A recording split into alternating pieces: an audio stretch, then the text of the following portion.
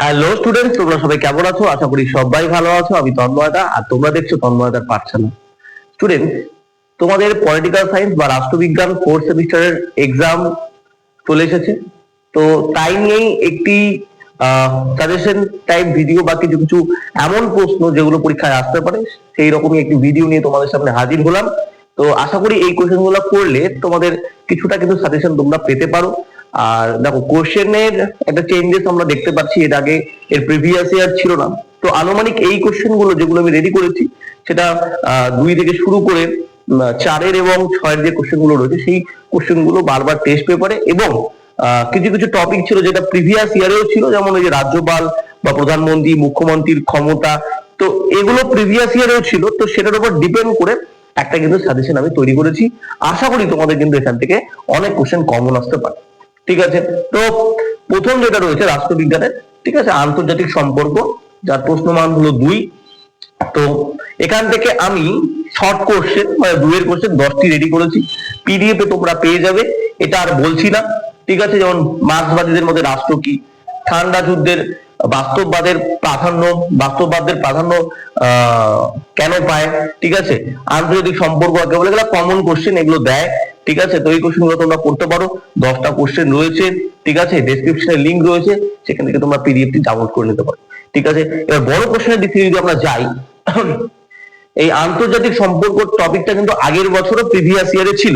তো সেক্ষেত্রে যদি আমরা বলি যে সেক্ষেত্রে এই যে উদারনীতিবাদ এর মূল বৈশিষ্ট্যগুলি কি কি আলোচনা করো, এটা কিন্তু আসার সম্ভাবনা রয়েছে। এইচএস 2024 কিন্তু এসেছিল। ঠিক আছে, এইচএস 2024 এসেছিল। তো তোমরা এই কোশ্চেনটা রেডি করে যেতে পারো। উদারনীতিবাদ খুব ভালো কোশ্চেন। নেক্সট, মার্ক্সবাদের মূল বৈশিষ্ট্যগুলি আলোচনা করো, এটাও কিন্তু এইচএস 2024 এসেছিল এবং বিভিন্ন প্রিভিয়াস ইয়ারে কিন্তু আসে। ঠিক আছে, নেক্সট, এই কোশ্চেনটা 100% বলছি আসার সম্ভাবনা রয়েছে, কিন্তু বর্তমানে যা আমাদের মানে কোশ্চেন প্যাটার্ন, যেটাকে আমরা বেশি গুরুত্ব দিচ্ছি সেটাই দিচ্ছে একটা অপোজিট কিছু একটা। বুঝতে পারলে? এটা একটা মানে কি বলবো, মানে এটা নতুন ট্রেন্ডিং বলতে পারি আমরা। ঠিক আছে, যে আসলে প্রচুর ইউটিউব চ্যানেল, প্রচুর এডুকেশনাল ভিডিও হচ্ছে, বলে হয়তো বা সেই কোশ্চেন গুলো তারা মানে যে কোশ্চেন গুলো বেশি সাজেশন দিচ্ছে বিভিন্ন ইউটিউব চ্যানেল বলো বা শিক্ষা ক্ষেত্রগুলো থেকে, তো সে তার বিপরীত কোশ্চেন দিচ্ছে। এটা আলাদা রকম ট্রেন্ডিং কিন্তু চলে আসছে, কিন্তু বুঝতে পারলে ব্যাপারটা?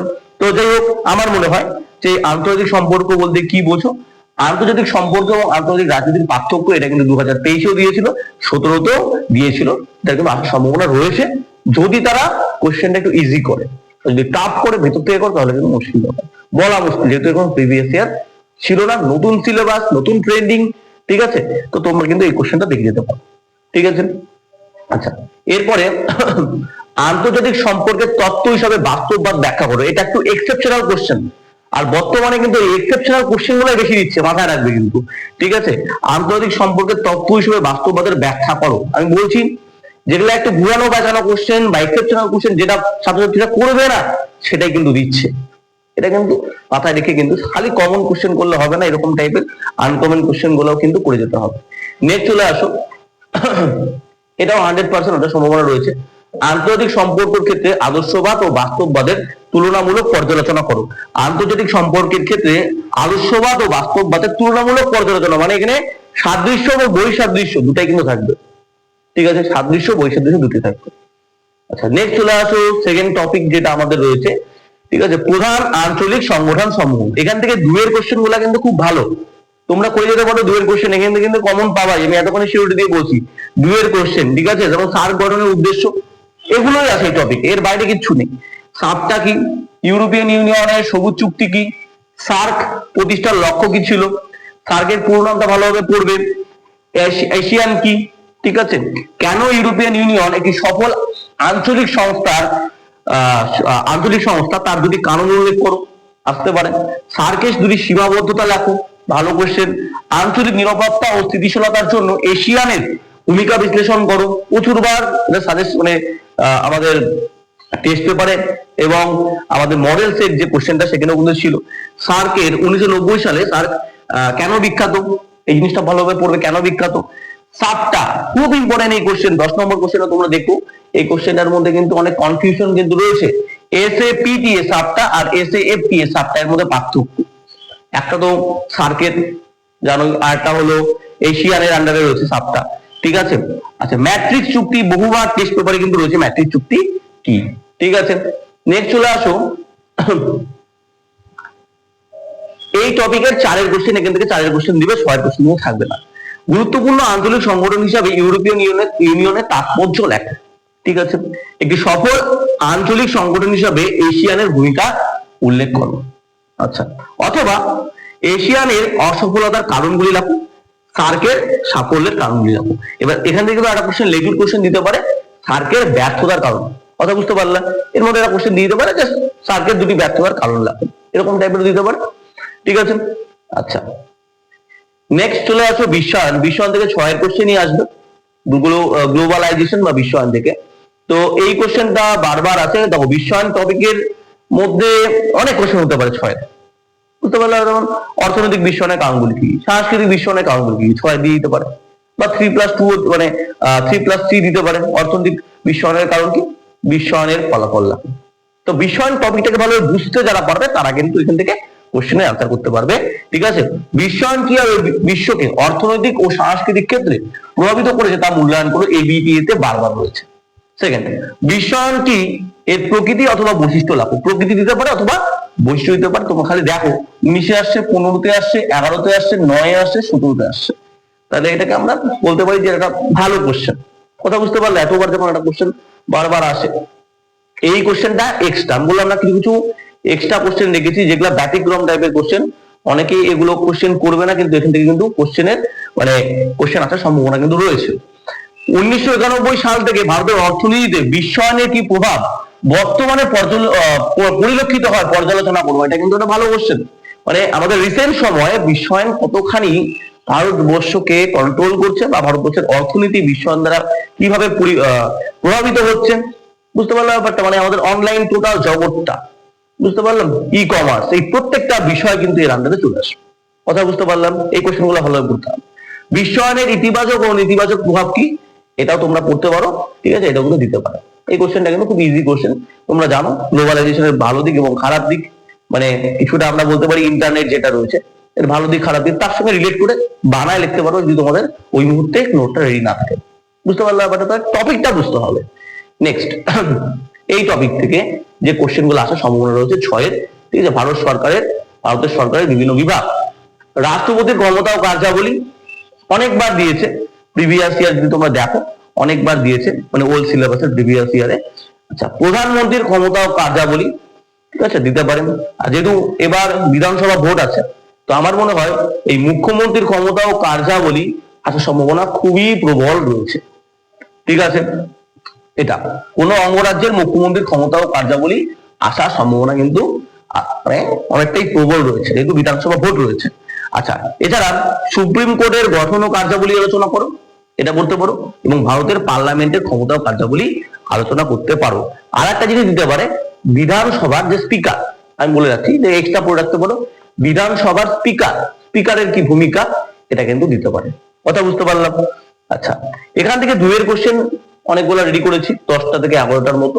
যেমন চরম ভিটো কি, ইমপিচমেন্ট পদ্ধতি কি, ভারতের রাষ্ট্রপতি নির্বাচনের প্রক্রিয়াটি লেখো, পকেট ভিটো কি, অর্ডিন্যান্স বা অধ্যাদেশ কি, রাজ্যপালের স্বেচ্ছাধীন ক্ষমতা কি, রাষ্ট্রপতির ভিটো ক্ষমতা বলতে কি বোঝো, জিরো আওয়ার কি, লোক আদালতের 2টি উদ্দেশ্য লেখো, জনস্বার্থ মামলা কি, ঠিক আছে। এছাড়া বিচার বিভাগের নিরপেক্ষতার প্রয়োজনীয়তা, এটা কিন্তু দিতে পারে, ঠিক আছে। আচ্ছা, নেক্সট যেটা রয়েছে সমকালীন ভারতের নাগরিক আন্দোলন সমূহের মধ্যে, ঠিক আছে, এই কোশ্চেনগুলো তোমরা পড়ে যেতে পারো, ঠিক আছে। মোটামুটি 8টার মতো কোশ্চেন 2-এর সাজেস্টিভ রেডি করেছি। আর 4-এর কোশ্চেনের মধ্যে রয়েছে চিপকো আন্দোলন, খুব ইম্পর্টেন্ট, এর বৈশিষ্ট্য গুরুত্ব, ঠিক আছে। সুন্দরলাল বহুগুণা এর নেতৃত্বে চিপকো আন্দোলন, মেধা পাটেকর এর নেতৃত্বে নর্মদা বাঁচাও আন্দোলন, এর বৈশিষ্ট্য ও গুরুত্ব, এবং চিপকো আন্দোলনে মহিলাদের ভূমিকা আলোচনা করো। খুবই ভালো কোশ্চেন, এই 3টা কোশ্চেন কিন্তু সাজেশনের মধ্যে দিই। লাস্ট যেটা রয়েছে সংবিধান সংশোধন ও সাহিত্য শাসন, এর মধ্যে তোমরা 2-এর কোশ্চেন গুলা পড়বা, যেমন ভারতীয় সংবিধানে 74 নম্বর সংশোধনের নতুন কি সংযোগ করা হয়েছে? পঞ্চায়েতে, গ্রাম পঞ্চায়েতের কাজ কি? কলকাতা কর্পোরেশনের মেয়রের কাজ লেখো, জেলা পরিষদের কাজ, গ্রাম সভা, গ্রাম সংসদ। এই দুটা কোশ্চেন বলে দিলাম, প্রচন্ড আসার সম্ভাবনা রয়েছে। গ্রাম সভা, গ্রাম সংসদ খুব কনফিউশন করে, কখন বসে, ঠিক আছে, গ্রাম সভা কয়বার বসে, গ্রাম সংসদ কখন বসে, এগুলো কিন্তু খুব দেয় পরীক্ষা, ঠিক আছে। ওয়ার্ড কমিটি কি? 368 নম্বর ধারা অনুসারে ভারতের সংবিধান সংশোধনের দুটি পদ্ধতি উল্লেখ করো, ঠিক আছে। পশ্চিমবঙ্গের পঞ্চায়েতের কয়টি স্তর রয়েছে? 3টা স্তর রয়েছে, সেটা আমাদের কিন্তু লিখতে হবে একটা ডায়াগ্রাম টাইপের বানিয়ে, ঠিক আছে, ত্রিভুজের মতো। এভাবে তোমরা করতে পারো, অ্যাট্রাকশন বাড়বে। মিনি কনস্টিটিউশন কি? ঠিক আছে। তারপরে তোমার স্বপরিষদ মেয়র কাদের নিয়ে গঠিত হয়? পৌরসভার আয়ের উৎস কি? এখান থেকে 2 এর কোশ্চেন কিন্তু এগুলো তোমরা দেখে যেতে পারো। আচ্ছা, 4 এর কোশ্চেনের মধ্যে যদি আমরা দেখি, 73তম সংশোধনীতে নারীদের ক্ষমতায়ন নিয়ে কি আলোচনা করে? ঠিক আছে, এটা পড়তে পারো। পৌরসভার ক্ষমতা কার্যাবলী, ভারতের সংবিধান সংশোধনের পদ্ধতি, পঞ্চায়েতের ক্ষমতা ও কার্যাবলী কিন্তু তোমরা পড়ে যেতে পারো, 4টা কোশ্চেন পড়ে যেতে পারো, ঠিক আছে। তো মোটামুটি এই হলো সাজেশন।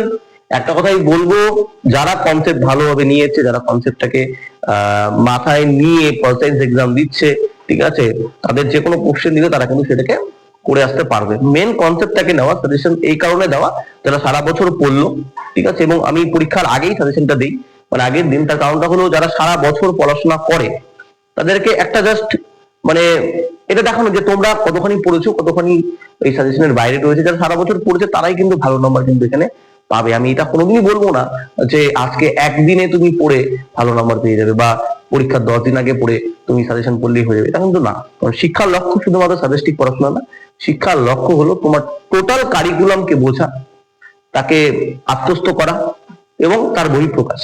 যাই হোক, ভিডিওটি ভালো লাগলে অবশ্যই লাইক, কমেন্ট, শেয়ার এবং সাবস্ক্রাইব করে দিন। ধন্যবাদ।